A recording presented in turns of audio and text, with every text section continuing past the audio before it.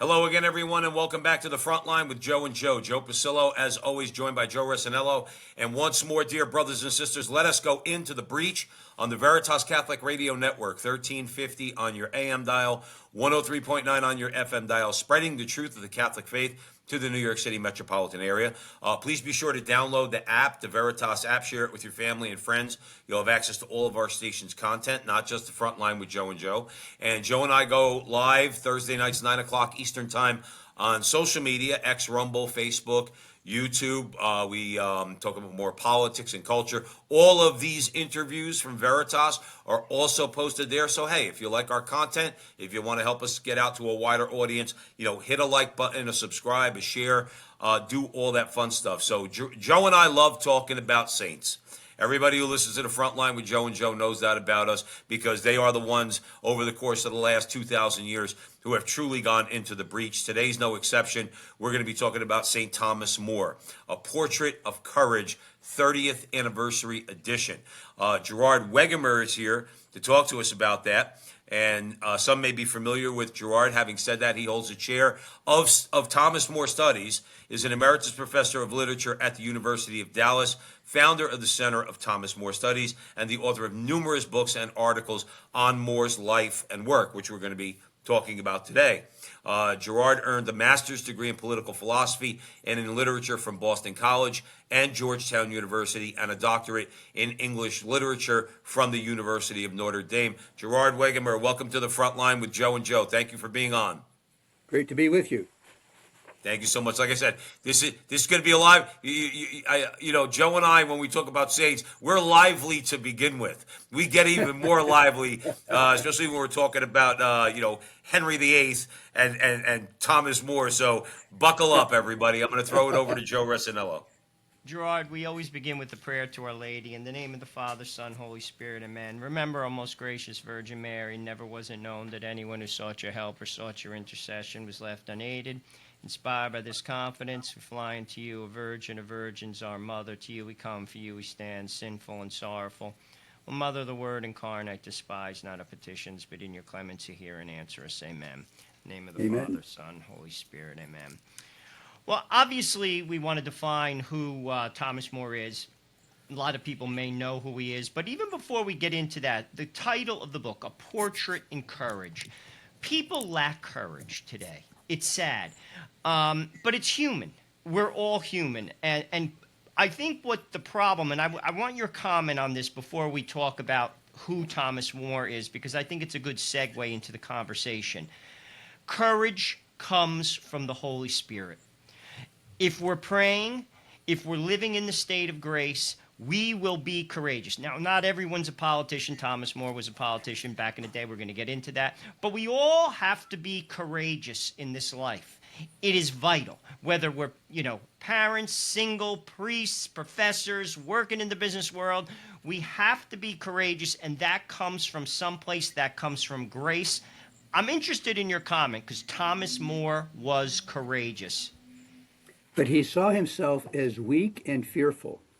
And it's very interesting that his last major book, In the Tower, was a dialogue over 3 days with a fellow afraid of being persecuted for his faith.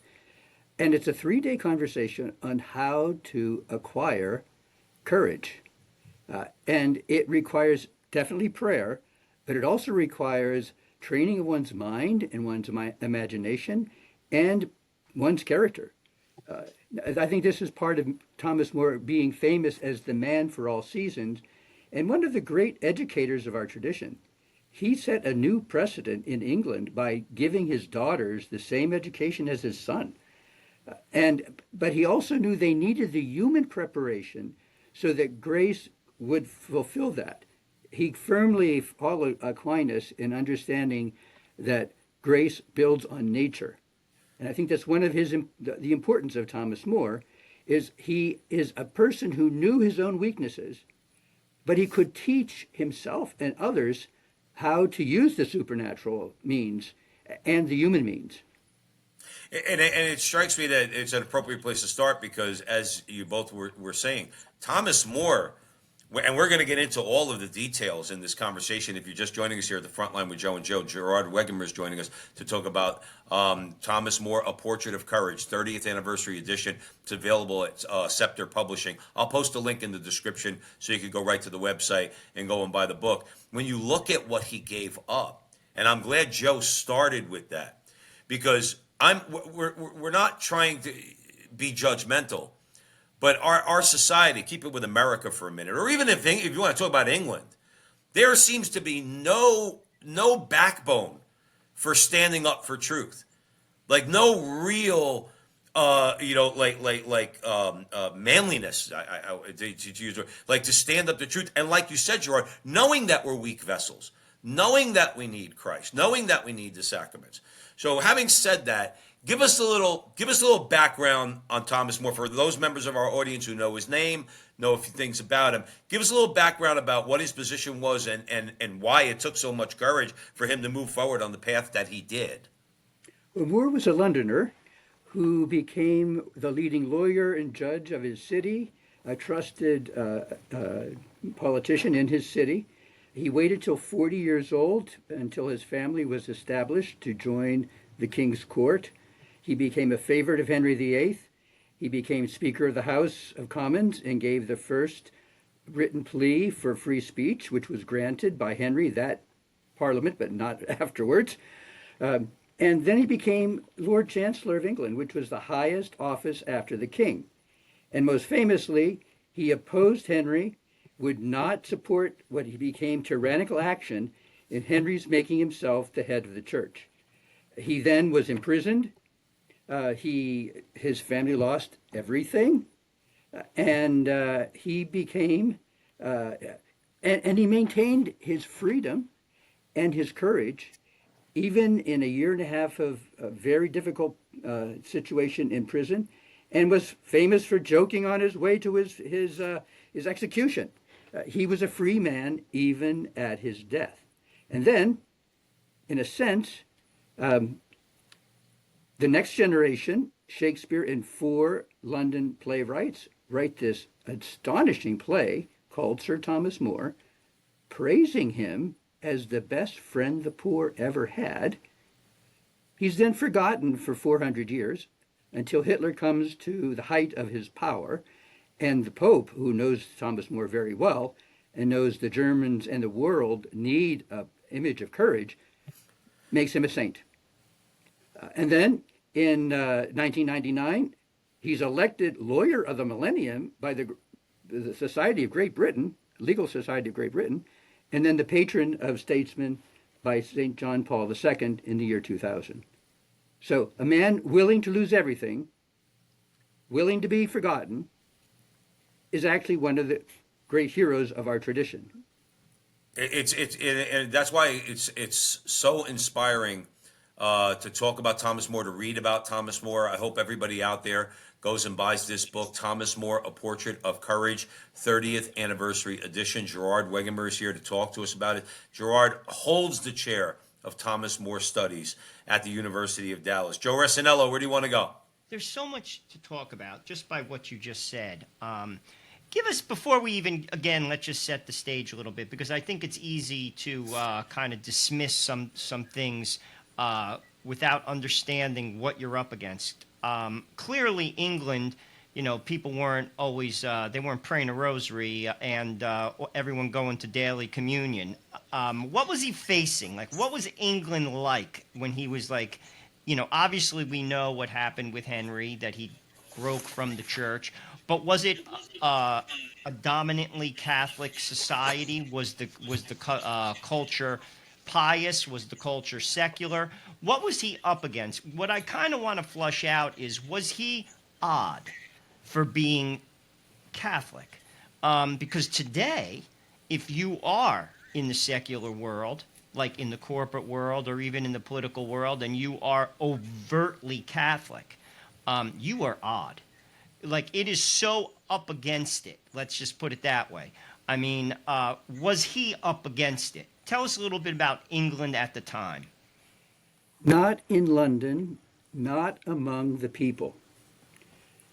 Among, let's say, the royal nobles, among them, the dominant ideal was still a warrior society, acquiring glory and money by invading other countries.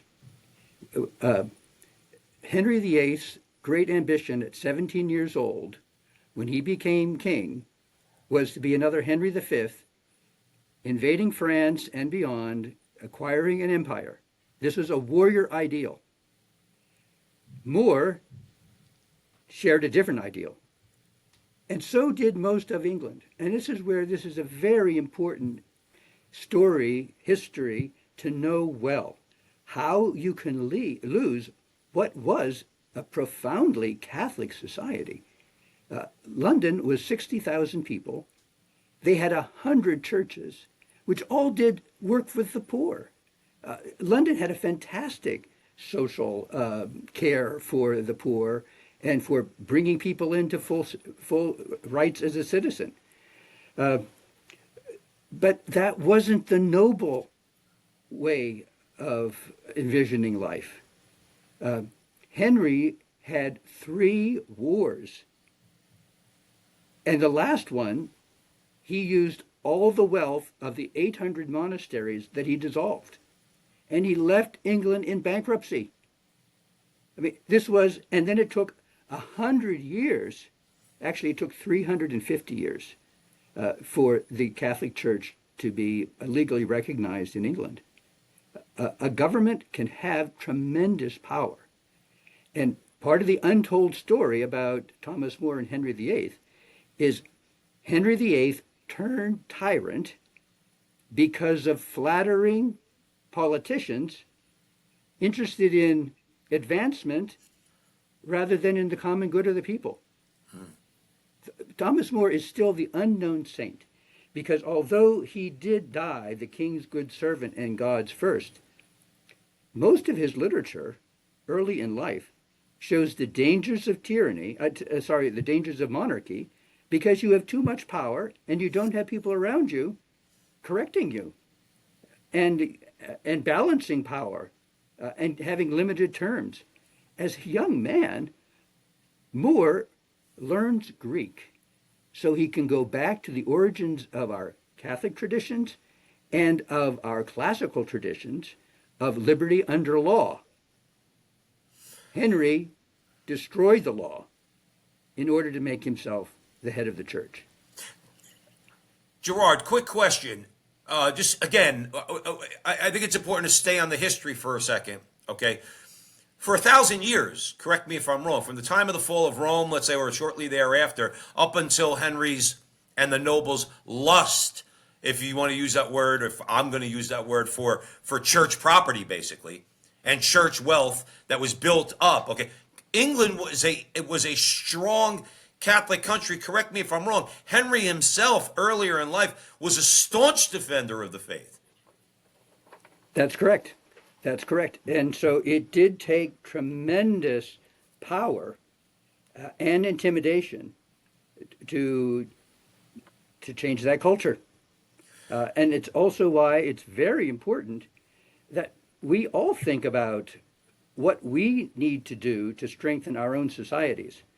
More never in his literary works called the English subjects. He called them citizens and the people of England. The royals considered all the rest of the people subjects. But this is where More has a very important role to play in our own American tradition of liberty under law and equality under law, that we're all subject to the law, including those who lead the state. And one more quick question on the historical note. Isn't that what the Magna Carta was supposed to do? Was supposed to rein in? See, Americans, they like to think of everything, it seems, in a vacuum. The Magna Carta, you could please correct me if I'm wrong, Gerard Wegemer. The Magna Carta was a check on the power of the king, King John in this case, okay? But it was a check on his power over the church. Am I correct in saying that? Well, church and state. And this is Magna Carta also was the beginning of Parliament, where Parliament would be that check on the monarch. And Moore, indeed, calls Magna Carta at his trial. He confronted the 17 judges, including Henry's own inner circle and Anne Boleyn's father and brother, who were among the judges, uh, about Magna Carta and about the king's own coronation ode, done 600 years earlier, where the king himself took an oath to respect the laws of both church and state. And that was not done. Now, the another important thing about Thomas More being a Londoner, in the Magna Carta, 1215, London used its economic and political power to get the right to choose their own sheriff and their own mayor. And London had a wall around it that was 20 feet high and 9 feet wide. This was a city who understood what it meant to be free and to rule themselves. Moore was raised in that tradition. Moore understood that checks and balances are absolutely necessary given frail human nature that loves to dominate other people if unchecked and uncultivated. Schoolyard bullies always exist, and it always takes teachers and principals who know how to educate and how to give real courage. Courage is not using your force to dominate other people, but that's unchecked human nature. Yeah, Gerard Wegemer is joining us here at the front line with Joe and Joe. Please go out and buy the book, Thomas More, A Portrait of Courage. This is the 30th anniversary edition that's available at Scepter Publishing. I will post a link in the description, take you right to the website, and please go and buy the book. Most importantly, go and read the book. Joe Resinello. Before we get into the virtues of Thomas More, I want to focus in a little bit on Henry, because you mentioned something I thought that was interesting. He was fully on board with the faith early on. Am I correct? You said Henry was like on board with the church at the beginning of his, monarchy? Yes. Yes. And then, Although he had a lust for power, which Moore clearly indicates is going to be a problem for him, and uncontrolled passions. And well, this is that's where I again, was going to go. I mean, as people may know, he wanted to marry another woman. The church forbid it, and then he broke. This is the problem of man, is bending the knee to God. It just is. And Henry, in his hubris, in his lust for power, in his uncontrolled passions, fell for this. How we forget, no matter how powerful we are, we die. We all die. Talk a little bit about that, because I think this is something that repeats throughout history. We don't just see this with Henry. We see this all over the place. We see this in our own country with abortion. We see this with issues. I'm Catholic, but talk about that, because ultimately we have to understand that God has authority. He has the authority, and he has the last say, because we die. Henry forgot that. How foolish. But it's not something that's isolated with Henry. It repeats itself over and over and over again. but there's another factor to it that I think is very instructive. Henry would not have become a tyrant. He would not have given in to his passions in the way he did unless he had a flatterer instead of a friend for an advisor. A key character here was Thomas Cromwell. Talk about Cromwell, that. Cromwell promised Henry VIII, 5 years before More was killed, that he would make Henry the richest monarch in English history, and he would allow him to be his own judge and marry the person he wanted. And Cromwell knew how to do it. And this is where, very interestingly, Moore compares, after this turn, Henry VIII and Cromwell to Tiberius, and Tiberius is head of the imperial guard. And he quotes Tacitus saying that Tiberius would not have become a tyrant if he had a check. But instead of a check, instead of a friend, he has an accomplice. Was that Sejanus? Yes, exactly right. Exactly right. And Sejanus ends up like Cromwell, killed by the person he gives too much power to. Right. I mean, Gerard, go ahead, Gerard. no, the lessons of history will repeat unless we understand them.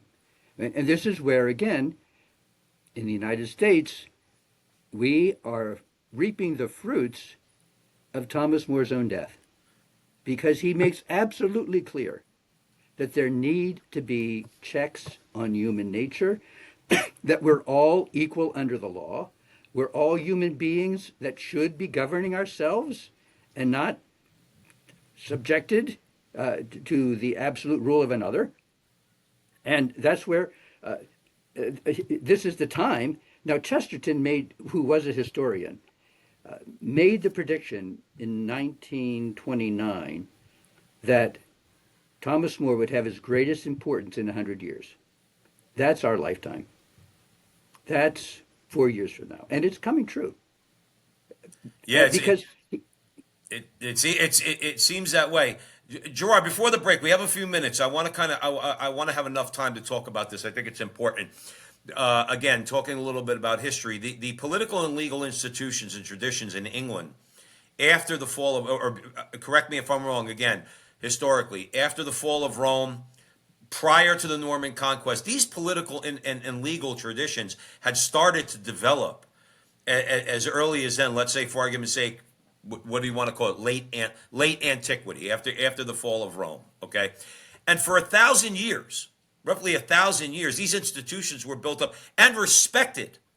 Okay, and respected. More importantly, Thomas More had an immense knowledge of these legal and political institutions and a command of them.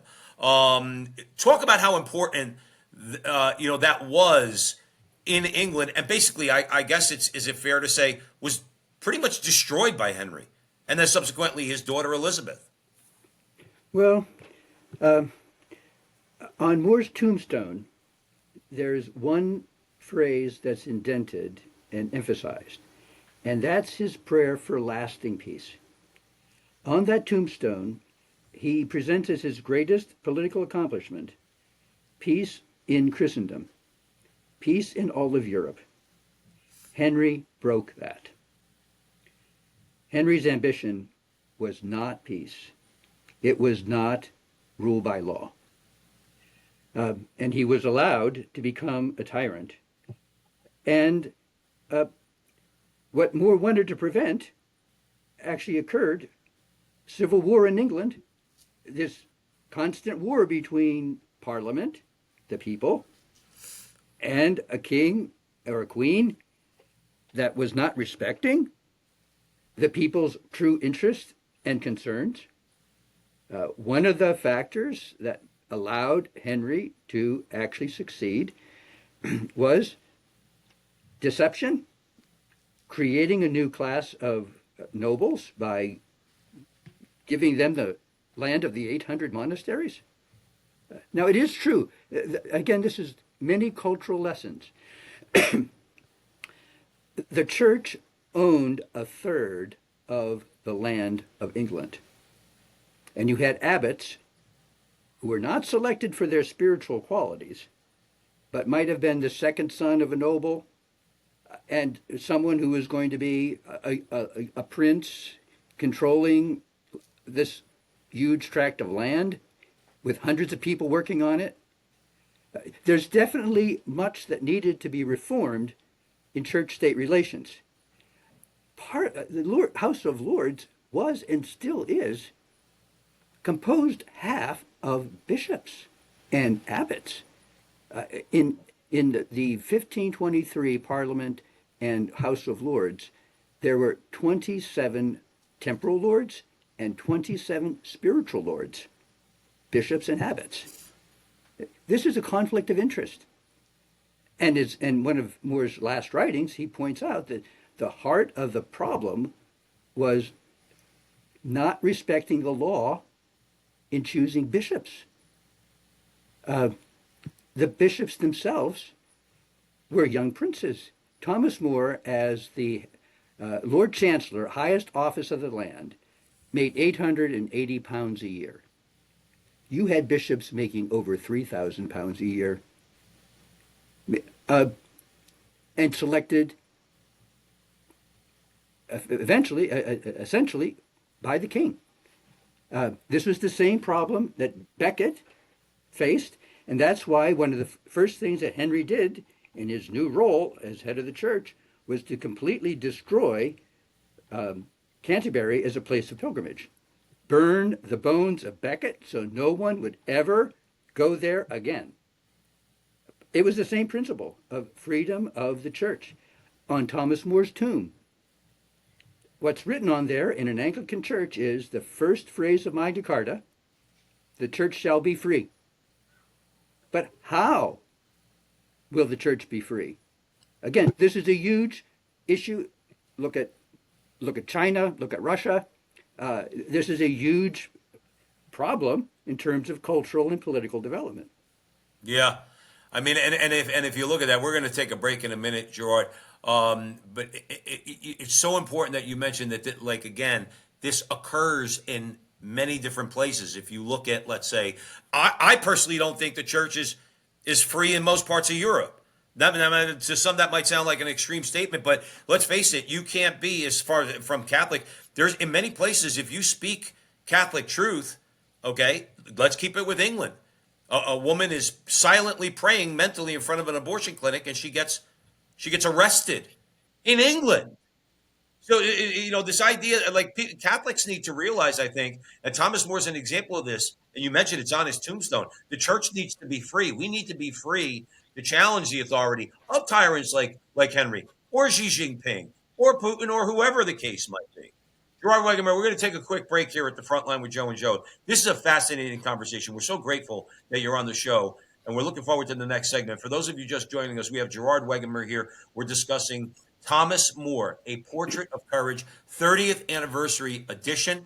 That's available at Scepter Publishing. Gerard holds the chair of Thomas More Studies and is an emeritus professor of literature at the University of Dallas and the founder of the Center for Thomas More Studies. So you're with us at the Veritas Catholic Radio Network, 1350 on your AM dial, 103.9 on your FM dial. We're going to come right back with Gerard and have another great segment. Don't go anywhere.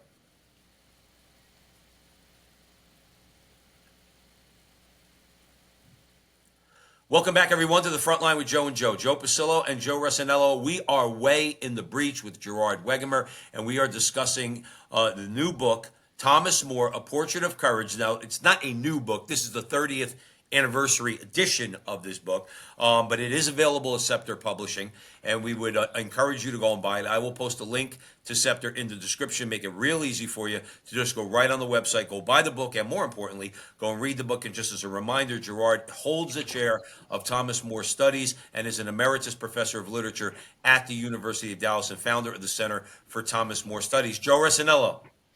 I think we did a really good job in the first segment flushing out a lot of different topics on More. I want to take it in a direction now with regard to his family life. How was he a husband? How was he a father? How was he a friend? All saints have virtues. Clearly, he was a virtuous man. We talked a little bit about his statesmanship in the first segment. How was his virtues basically applied to his family life and his life outside of his job, to his friends? That is the most charming part of Thomas More's life. And luckily, we have, well, by providence, we have one of the greatest painters of that time who give us a family portrait and then individual portraits of the members of the family. Holbein's wonderful Thomas More family portrait.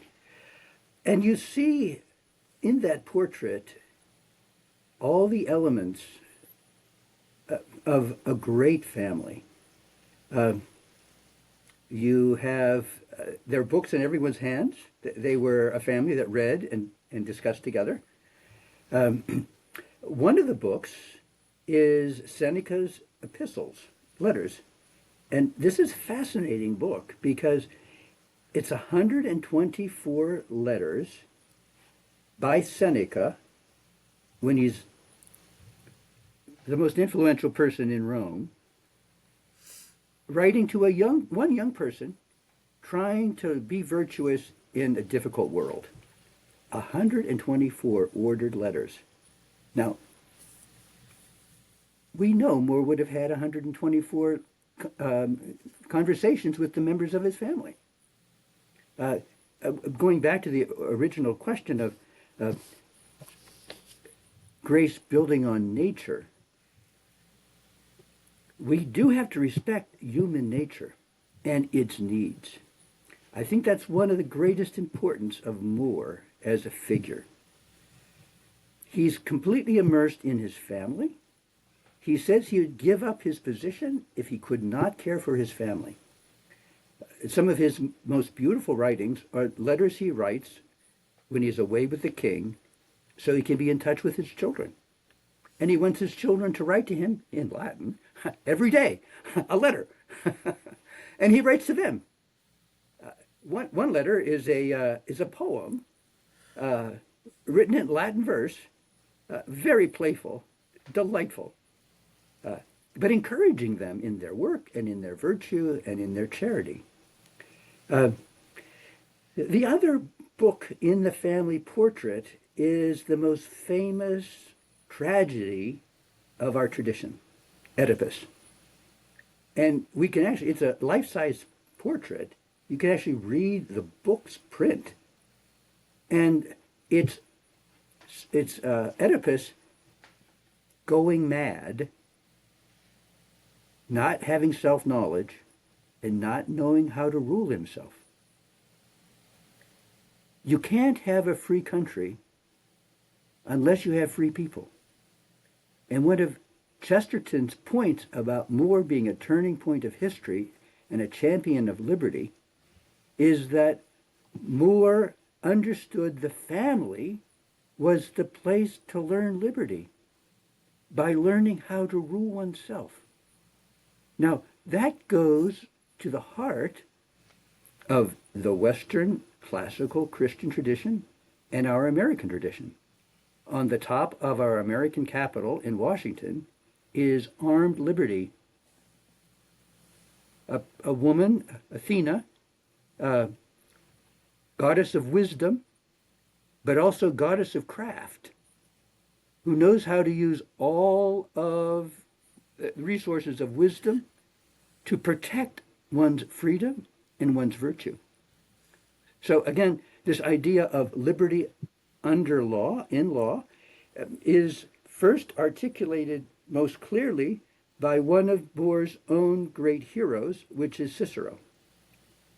Cicero, too, was a historian, a philosopher, a writer of great speeches. He became the head of the Roman Republic. He fought for the maintenance of the Republic against another tyrant, Caesar. He gave his life. His hands and his tongue were nailed to the roster in the Forum in Rome by his enemy, Antony. And the other point I think might be helpful to draw out here is how Moore exercised his courage. And it was exquisite tact and charity.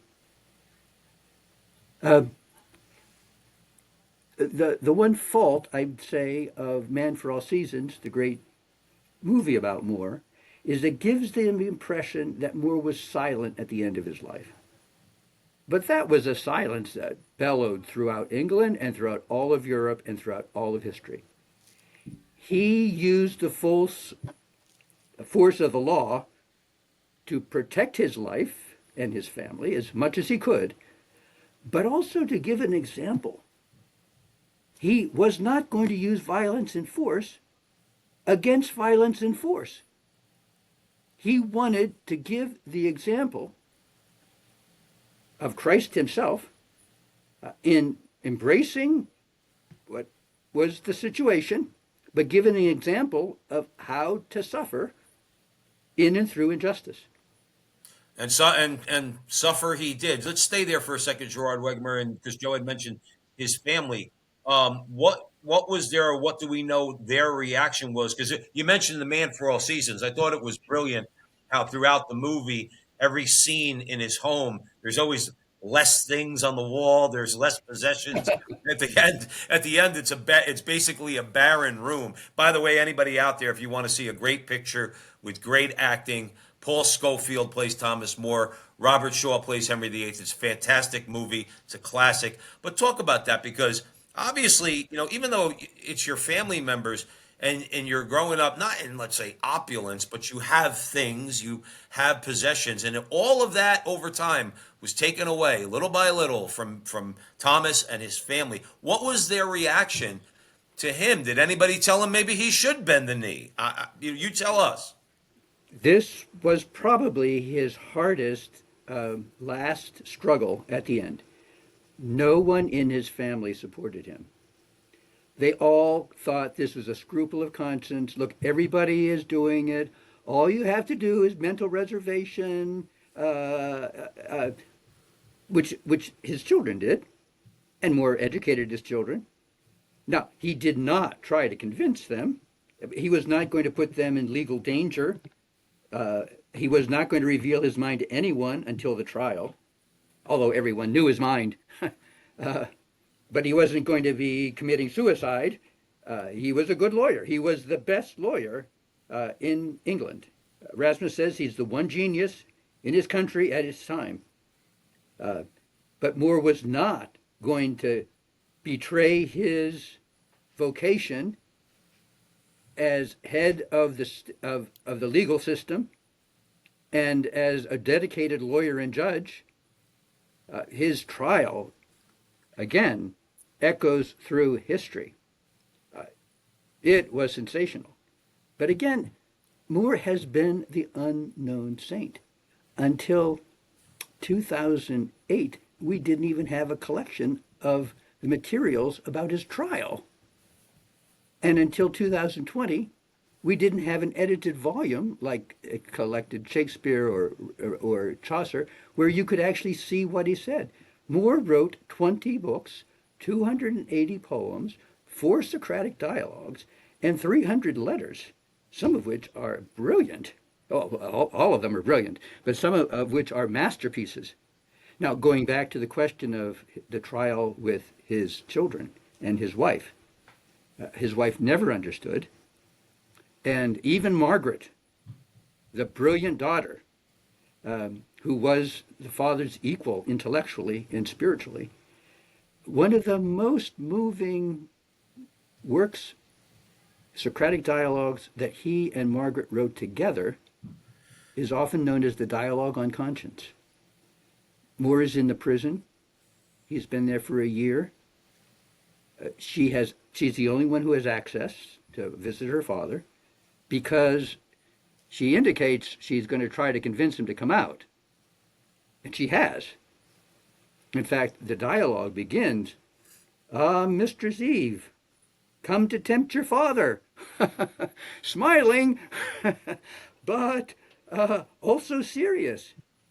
And it's a fantastic dialogue, intimate, strong, heart to heart between father and son. What he's suffering. Yeah, Gerard Wegemer is joining us here at the front line with Joe and Joe, and we are discussing Thomas More. This is a fascinating conversation. Joe Resinello, where do you want to go? I want to expand on that and just put it into some perspective. I mean, here's a man who is the number 2 guy in a country. He's wealthy. He has land. His family is secure. And everything is taken away. Not only does he know he's going to die, but he knows that his family is going to be impoverished. Now, I'm not the number 2 guy. I know this is a surprise to both of you in the United States. Let me just... I'm shocked. I didn't know that, Joe. But I own a home. I have 5 children. If such a proposition was put in front of me, I'm going to throw you in a state penitentiary. I'm going to impoverish your children. That makes you think long and hard. The level and depth of faith, the amount of grace and trust in God to go along and say, God will provide. The example I'm giving is more important than what the comforts that my family have. And I'm going full steam ahead. I want your reaction to that, and Joe Pasillo as well, obviously. That is something that can't be trivialized because he didn't just have a little like I do. He had an immense amount of power. He was a wealthy man. That's unheard of. Your thoughts? But that's where, again, the example of how he was educated and how he educated himself throughout his life, I think is the most important part of his life. Now, this is the 30th anniversary of this book, but there are a lot of new parts, a lot of new things I've discovered about Moore in the last 30 years. One of the elements that was new was what he adds to this history of spirituality. One of his favorite verses in Scripture was, "God loves a cheerful giver." And he quotes that in his first book, and he quotes that in his last book. And also in his early poetry, he points out that one of the greatest, in fact, the greatest source of joy is a clear conscience, is a good conscience. And he writes a lot about how to train oneself, one's imagination, so that conscience actually has the loudest voice. Now, we're also gifted that Moore was a writer. He writes a lot in every stage of his life.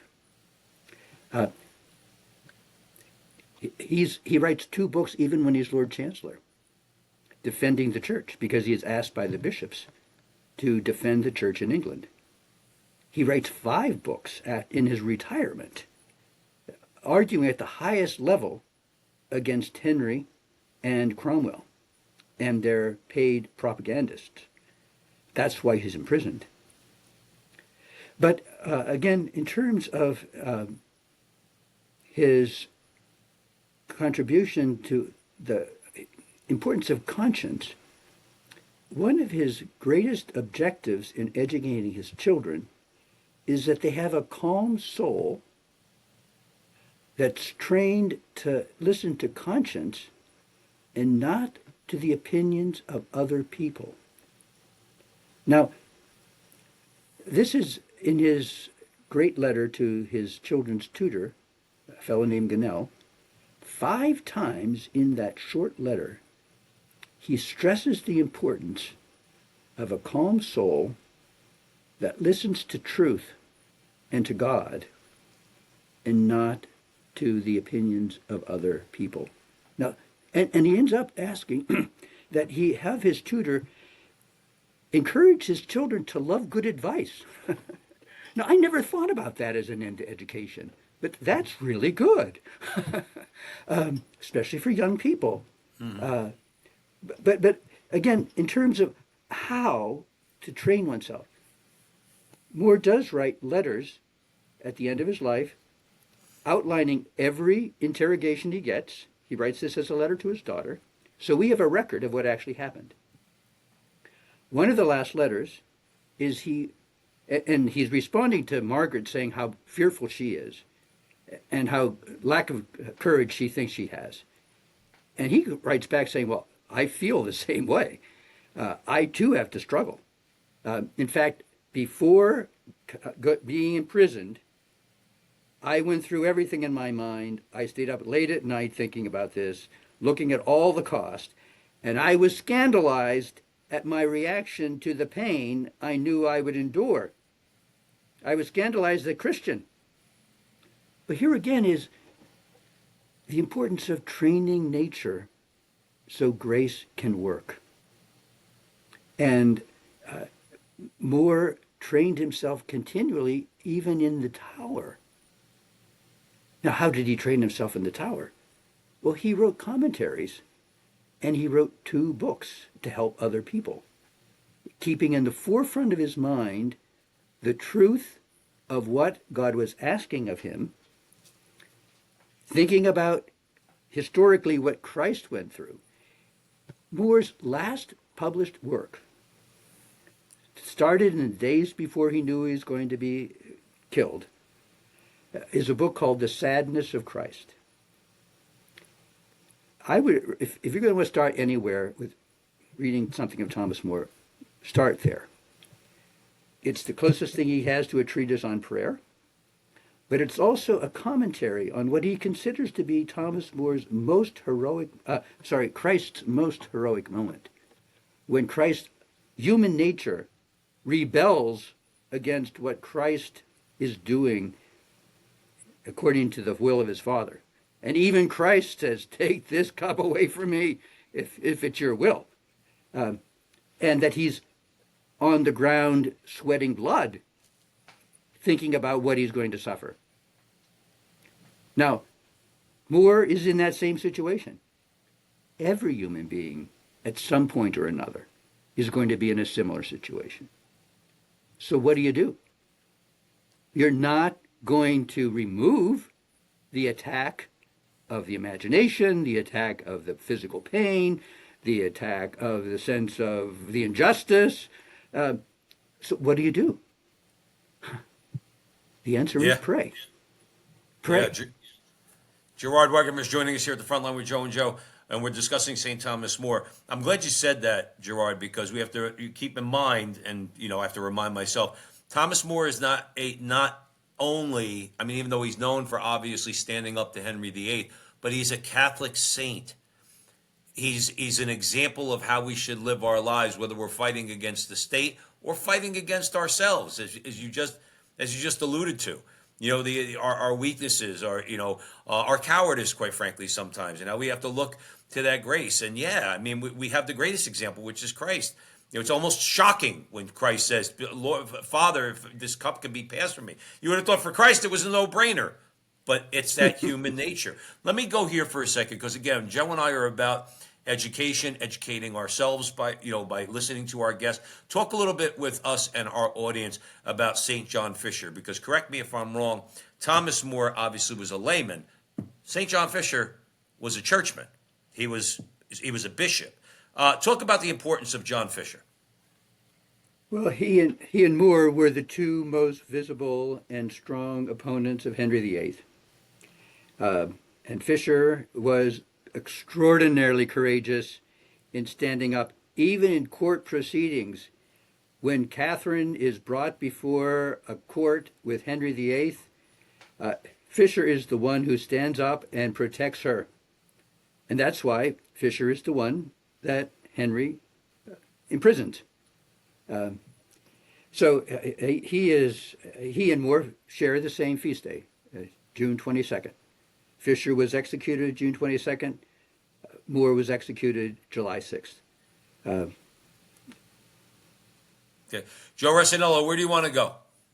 I want to swing back to something you said in the first segment. It struck me as interesting, and please correct me if I get the date wrong. You said that he was acknowledged in England 1999 as the greatest attorney of the century. Am I correct? Lawyer of the Millennium was the title. That was the contest. And I find that interesting. And why? And I'm interested in your thought. England has become very secular. I mean, that's not too long ago. We're talking about 25, 26 years ago. And they're acknowledging a man who was incredibly virtuous. And as you said that, I thought of a biblical reference, how Jesus says, how you kill the prophets. He says this to the Pharisees, how you champion them, but then you kill them, your ancestors. You kill the prophets.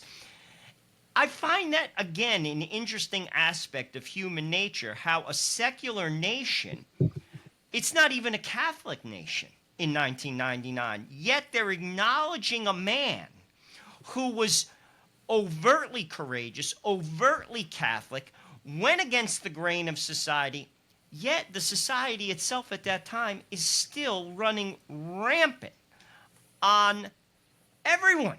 In many ways, England's out of control, as many countries in Europe are as well. Do you find that interesting? I do, to be honest with you. Well, and that's the importance of history. Moore has a phrase that time tries truth. And we can't give up ever on anyone. Moore never gave up on Henry VIII, even on the chopping block. And until the night before, Moore thought he was going to be hung, drawn, and quartered, not given the easy way out. But even on the chopping block, what he says, I die the king's good servant and God's first, was meant to remind Henry of the two most important conversations they ever had. The first one, when Moore was 40 and joined his service as a counselor, Henry said to him, because Moore raised the questions of conscience, because he was against war, that is, imperial war, and Moore only agrees to join Henry's service once Henry and Wolsey have signed a universal pact of peace. So they have this conversation about conscience. And Moore writes that Henry, at that point, gave the best lesson monarch ever gave subject. Look first to God in your conscience, and then to your king. They had the same conversation when Moore was Lord Chancellor, and Henry knew that Moore opposed the divorce. They had the same conversation, and Henry again assured him, look to God in your conscience, and then to your king, and that he would not have Moore do anything that would go against his conscience. So Moore emphasizes this even in his commentary on the sadness of Christ, because one of the most moving sections is when Judas comes to embrace Christ. Christ's first statement is, friend, why have you come? He appeals to his best side of his nature. Judas doesn't respond, and then Christ calls him by name and calls his action by name. Judas, do you betray the Son of Man with a kiss? Now, Moore was doing the same thing with Henry. He was not giving up on him. And I think this is also the importance of Moore's positive approach to cultural change. He was not a naysayer. He was a builder of culture. When you look at his literature, the literature is meant to help people think more deeply about the greatest problems of their society, but also the greatest strengths of their society. We have to give people hope. We have to take the best that they're capable of and then help them move on. So I think, again, in terms of a saint dedicated to charity and to justice, based in conscience, this is exactly what St. John Paul II emphasized in his proclamation of making Thomas More patron of statesmen. He points out that More's good humor was part of his witness of his faith. He had faith in God, that God directed history even in its darkest moments. And the last advice he gives to his daughter in this dialogue on conscience is have faith in God. Everything works to the good, even when things look at their worst. Now that's an act of deep conviction and faith in God as ruler of history. Gerard, talk about real quick. We have a minute left. Talk about the importance of Thomas's humor. Oh, crucial. It's one of the things most emphasized in that play by 5 playwrights, that Moore's good humor And even in his first published work, he points out it's so important to approach people so they can keep their calm of soul through good humor rather than attacking them and rousing up their emotions. I mean, this is the insight of a great teacher, a great educator, and our new patron of statesmen.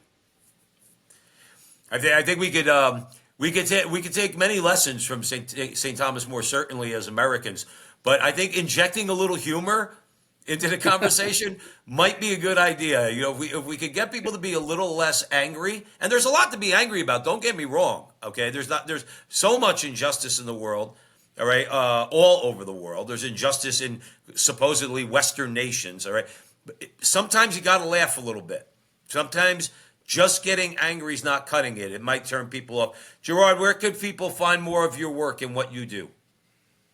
Well, on the Thomas More website, thomasmorestudies.org, we are actually launching off 8 videos soon on Thomas More's Leading Citizen.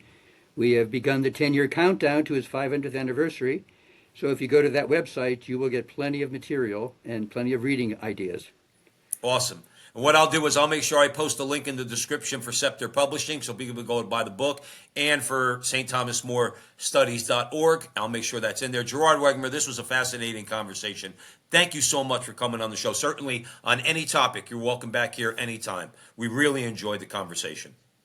Thank you very much. You're welcome. And thank you all out there for joining us at the Veritas Catholic Radio Network, 1350 on your AM dial, 103.9 on your FM dial, spreading the truth of the Catholic faith to the New York City metropolitan area. Download the app, share it with your friends. You'll have access to all of our station's content. And wherever you see Joe and me on the internet, on X, Rumble, Facebook, and YouTube, like, subscribe, share, do all that fun stuff. Help us out. And remember, until the next time, that our conversation is your conversation, and that conversation is going on everywhere. We'll talk to you soon.